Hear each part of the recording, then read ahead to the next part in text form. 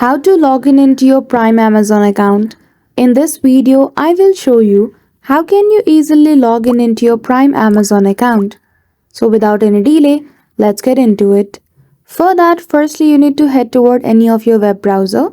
I'm using Google Chrome here, and in the search bar type Prime Amazon. Then after, navigate to the first website, as that is the official website of Prime Amazon. Then after, in its home page, you will see two options: sign in and start your free trial. So if you already have an account, simply click on sign in option.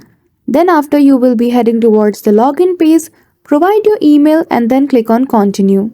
After that, provide your password and you will be able to log in into your account.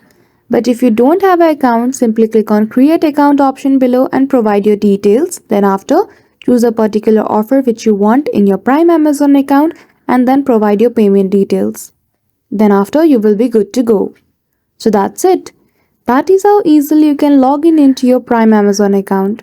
So I hope you found this video helpful.